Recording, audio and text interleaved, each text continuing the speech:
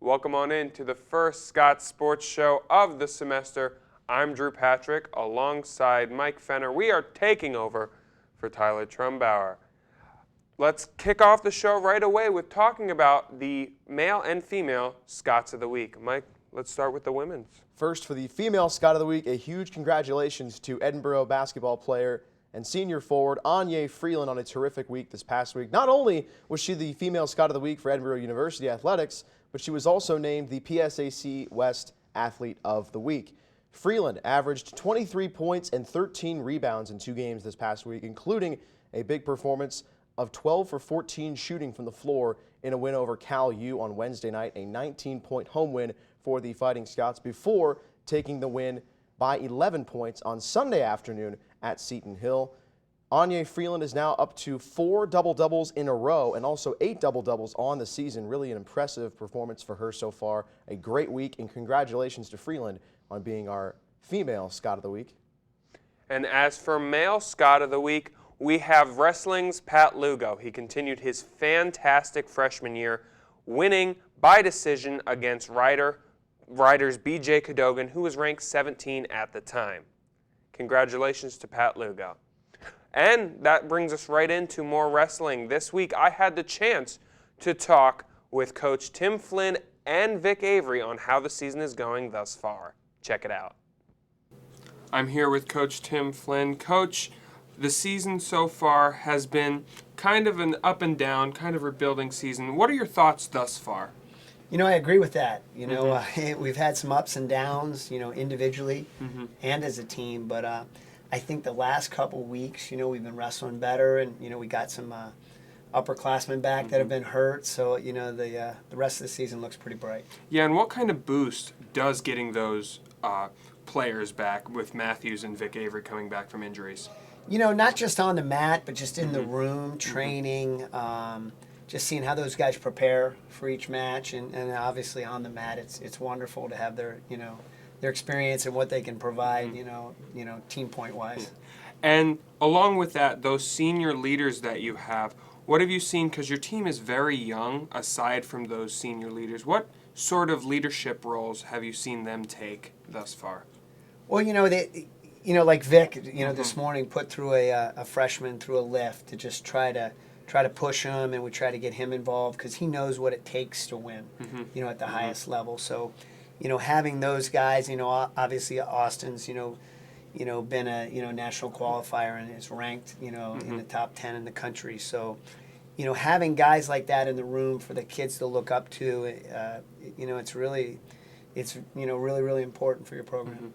And let's take a look coming up ahead. We have our final EWL dual match with Lockhaven. What do you kind of expect out of your guys? Well, hopefully they're fired up. I mean, you know, we have the opportunity to win the conference title, which is important, and we set as a goal at the beginning of every year. And if we win, we get to go on to the College Bowl Series, which this year we'll wrestle, you know, one of the top, I think, 8 Big Ten teams. So it'll be a nice extra dual meet, you know, later on down the road. And also coming up, we have the Edinboro Open. A lot of the younger players and players who need experience get to go in that. As a coach, what do you sort of look for the Edinboro Open? You know, I just get a chance to see a lot of those young guys wrestle. I mean, some of them have been going to open tournaments. I haven't had the opportunity to watch them wrestle as much as I'd like other than on film. So we get a chance to see those guys, and we are going to have some starters wrestle. Okay. You know, great. For sure Matthews and Avery are going to go just because they need bouts, and maybe a couple other guys. All right, that sounds great. Thank you so much for your time, Coach. Thanks. Avery, Vic, how good does it feel to be back on the mat? It feels really good. You know, I've been waiting for it for a while. Being out 10 weeks, especially my last year, returning All-American was mentally tough, but it just feels really good, and I'm just looking to score as many points as I can in the last 2 months. And with that, being out so long, how do you sort of cope with that, or what do you have to do mentally to keep yourself in shape and also physically and mentally ready to go back? Mentally, for me, it was just keeping in the Bible and just reading the Bible, and you know, that kept me mentally more poised. And physically just pushing my body as much as the injury would let me. And unfortunately, the way our mentality is, I kind of set the injury back probably a couple more weeks than it should have been, because a couple times I pushed the knee a little bit too hard, and then you're out another week. So it's tough to manage, when you're used to going 100% all the time. But yeah, just pushing your body to whatever you can do. If it's just upper body, doing these, then I do it as hard as I can go. So whatever I can do as hard as I can go. And coming up, you have another EWL matchup, Lock Haven, to go for the EWL championship. What sort of are your goals for that event? My goals are just to score as many points as possible, hopefully get a technical fall, make myself tired, and try to get 15 takedowns if possible, and get a win for the team so we can go wrestle a Big Ten team, and then hopefully it's a team with a good guy at my weight, because I need some good competition before nationals. And you have some good competition coming up. I don't want to look too far ahead, but Virginia Tech, you have a ranked wrestler coming in there. And also, Coach mentioned that you might wrestle in the Edinboro Open to get more bouts. What is your mindset towards wrestling those types of wrestlers? The mindset doesn't change. I have to manage my weight real well, because we have Lock Haven Thursday, Edinboro Open Saturday, and Virginia Tech Sunday. So, and it's not an easy weight cut for me, but it's good because the Nationals is a 3-day tournament with a 3-day weight cut, so it's a similar type thing. So it kind of gets me prepared, where I haven't had to do that yet this year because I've missed a lot of the tournaments. And but the mindset per wrestler doesn't change. It's go out and score as many points as I possibly can, whether it's 1 point or 20. I guess it depends on the 7-minute match, And switching gears a little bit, your team is very young. As you graduated last year, a lot of good quality wrestlers. As a senior and stepping into that leadership role, what sort of advice do you tell your younger guys? Just to try to follow the example that I try to set. We lift as hard as we can. You wrestle as hard as you can. And my biggest thing for me, my thing that I try to leave behind that I think is underrated is preparation. Your meals, your nutrition, your sleep, what you do off the mat really affects more than anybody thinks what you do on the mat. So I try to get them to understand that, because when you're young, you just think it's about the workouts, and you start to, when you get to the high levels, you start to realize, when you got guys who eat the same thing, the same time of the day, every day. I've been doing that for 4 years. If you have guys willing to do that, then you better step it up too and do that, because they're willing to do it. So. Yeah, that coming from high school to college, everyone's bigger, faster, and stronger. Yeah. Well, thank you so much for joining us here today, and we wish you the best the rest of the way. Thanks, appreciate it. All right. Thank you. We're going to take a quick break. When we come back, we will talk women's basketball with head coach Stan Swank and Anya Freeland. Don't go anywhere.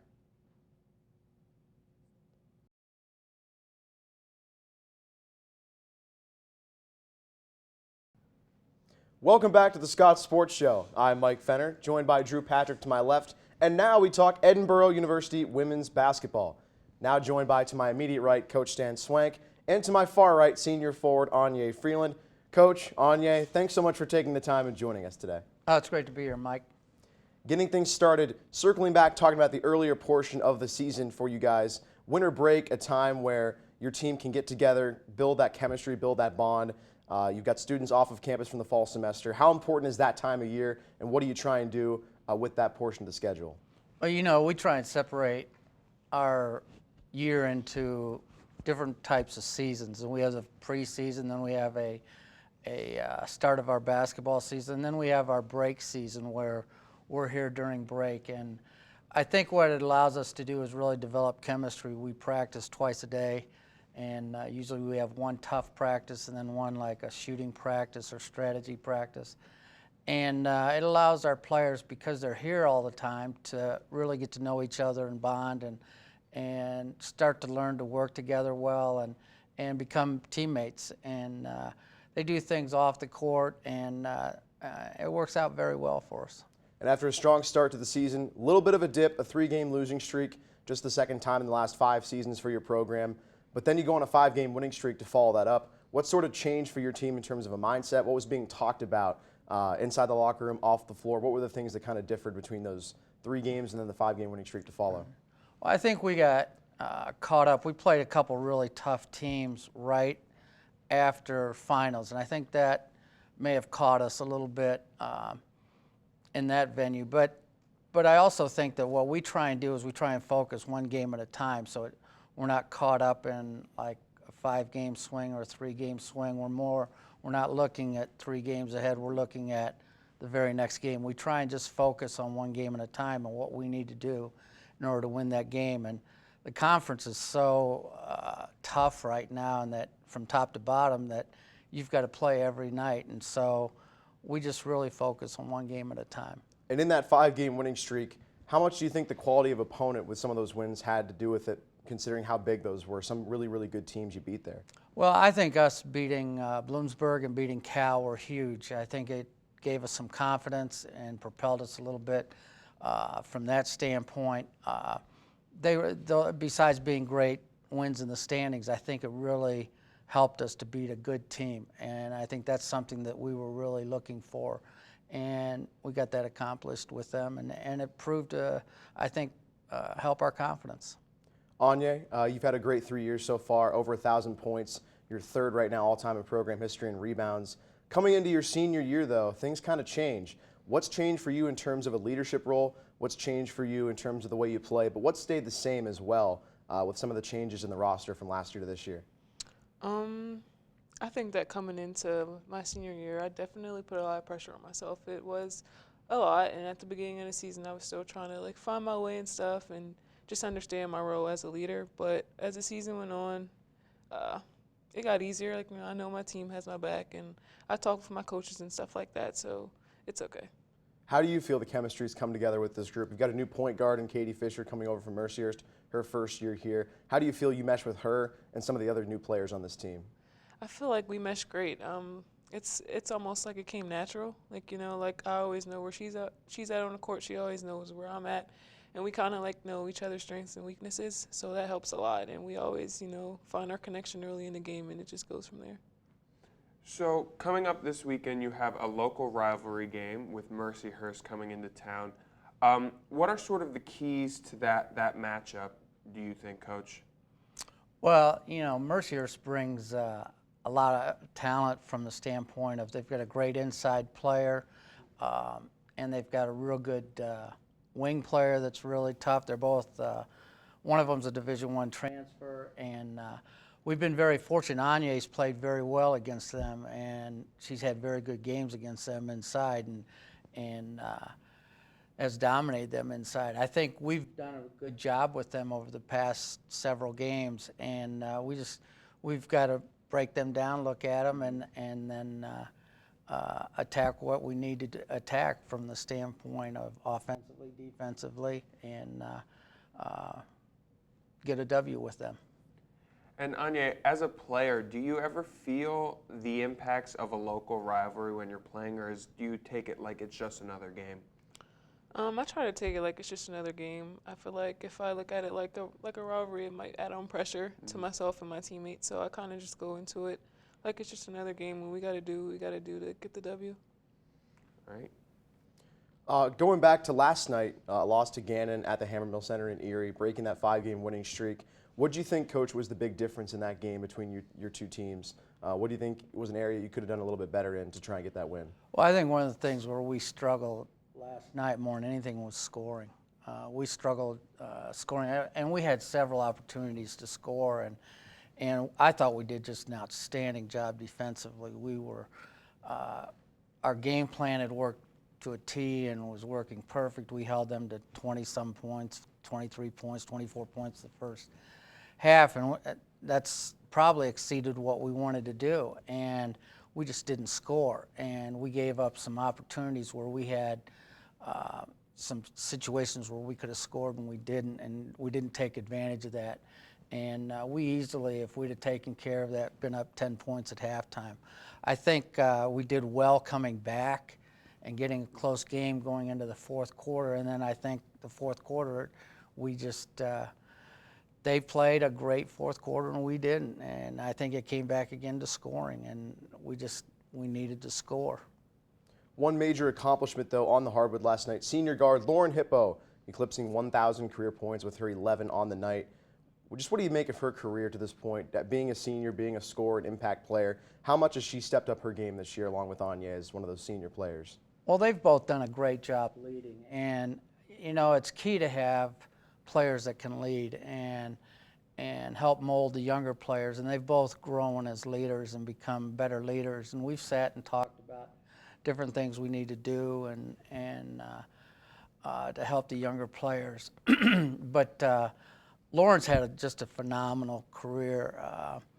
She's had an amazing career from the standpoint of she kind of came in as an unknown and struggled a little bit as a freshman, and then kind of got it going her sophomore year, and has just had a tremendous career. And you know, we congratulate her on getting her 1,000th point, and she's had an amazing career. Anya's had an amazing career, you know, here also. And so, you know, it's fun to watch that and to see those players accomplish those individual accomplishments. And Anya, of course, winning Scott of the Week, female Scott of the Week, and also PSAC West Female Athlete of the Week as well this past week. 23.5 points in 2 games, big game against Cal, as well as the Seton Hill game on Sunday. What did you think was the difference in last week, stepping up and getting those 2 big wins? There was a big difference. I mean, going into a Gannon game, we knew how important it was, and I think that kind of it might have frightened us a little bit. But I mean, it was tough. You know, the shots that we usually hit just weren't falling, and you know, we have games like that. But I think that being that we went on that little streak and couldn't score, you know, definitely hurt us. But it's okay. We'll see them again, and we'll be ready to fight. So congratulations on those. Want to say a huge thanks both to Coach and Anya again for joining us on the show today. Really appreciate the time. It's great to be here, Mike. So that's your report on Edinboro women's basketball. They'll be back in action on Saturday afternoon, a 1 o'clock tip at Macomb Fieldhouse, taking on the Mercyhurst Lady Lakers. You can catch all the action on WFSC Radio and also ETV, part of the Edinboro Sports Network. When we return on the other side of the show, we'll return with Edinboro Track and Field. Don't go anywhere. Scott's Sports Show continues up next.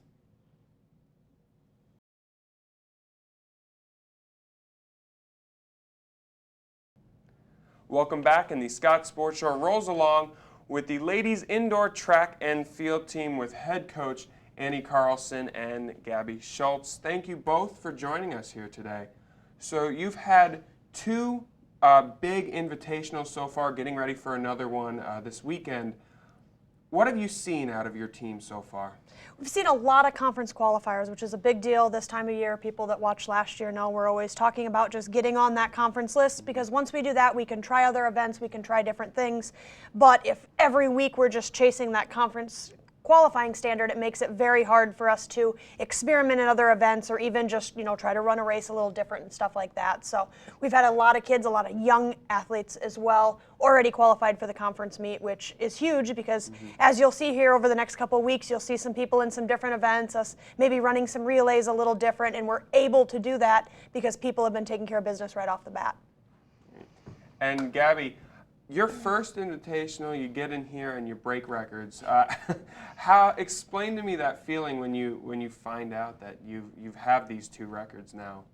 It feels pretty good, but I really like breaking my own PRs. Like, I went in and I just wanted to get rid of like what I had from high school. I wanted to like have a new start, and just knowing that it broke a record as well as a PR for me, that was really rewarding. Do you feel any pressure now, too? Because you said you like breaking your PR. That's continuing to break that record. Do you feel any pressure attached to that at all? A little bit. I want to hit provisional mark for nationals, and that's about 4 inches off of my shot put PR. So it's a little pressure, but like I know I can do it. So.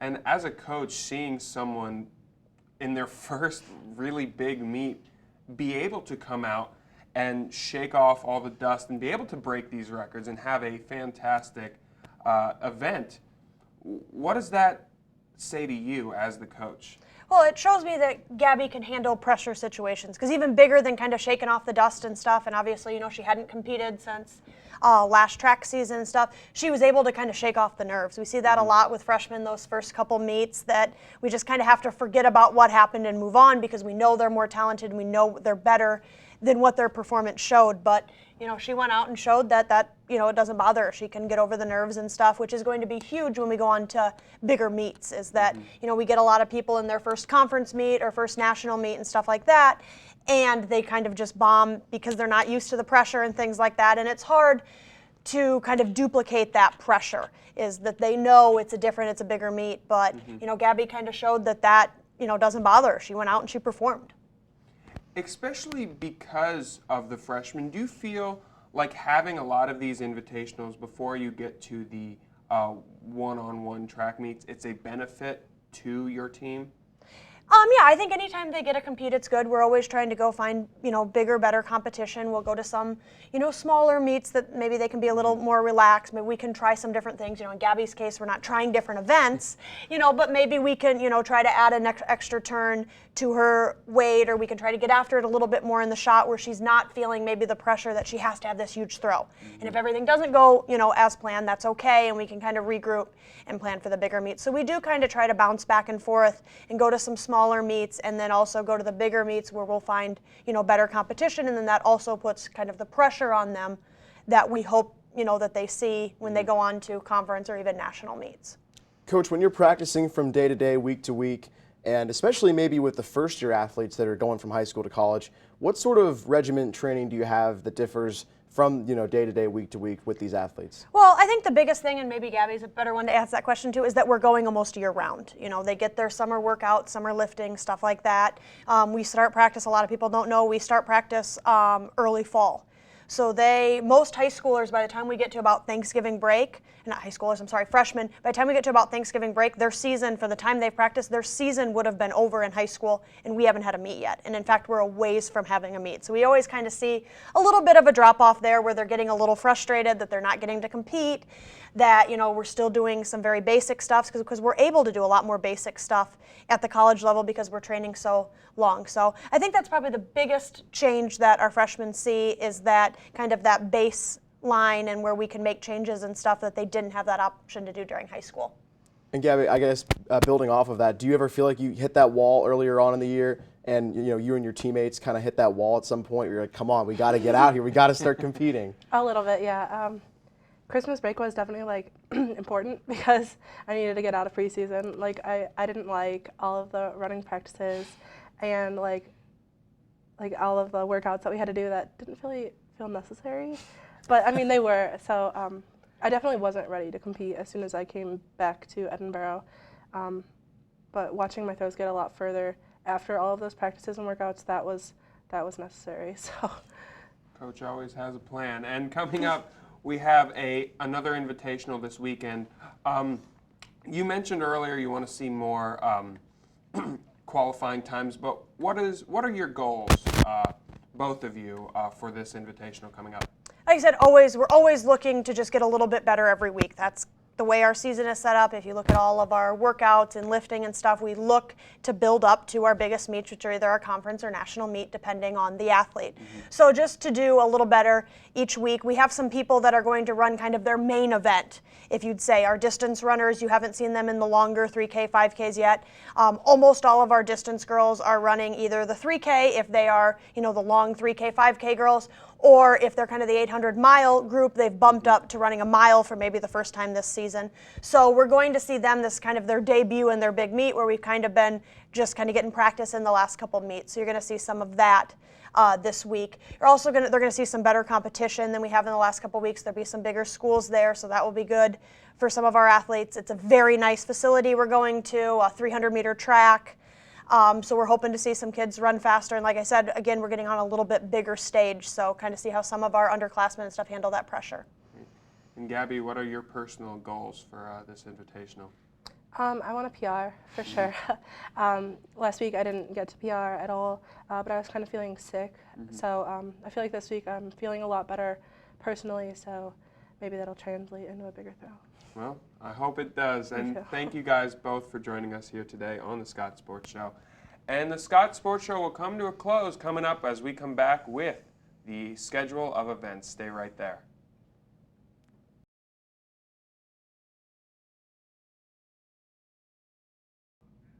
Welcome back to the Scots Sports Show. Let's take a look at what's ahead for Borough Athletics. On Wednesday, the men and women's basketball team travel to Gannon University to take on the Golden Knights. Then Saturday, we talked with the indoor track and field team. They have an invitational this weekend, and the men's and women's basketball teams are in action at against home in Macomb against Mercyhurst University. And you can check out those games, those basketball games, on WFSC and ETV. Should be a fun one. Should be a good doubleheader. Yeah. It's going to be myself on play-by-play, and then, of course, the debut of Josh Coffer on ETV. We've had our chance on WFSC so far, so it should be a great doubleheader. Two great basketball teams in Mercyhurst coming in, and two great basketball teams for Edinboro getting back at home. Yeah, and gotta love that local rivalry we got going on. No doubt. And thank you guys for tuning in today, and go Borough.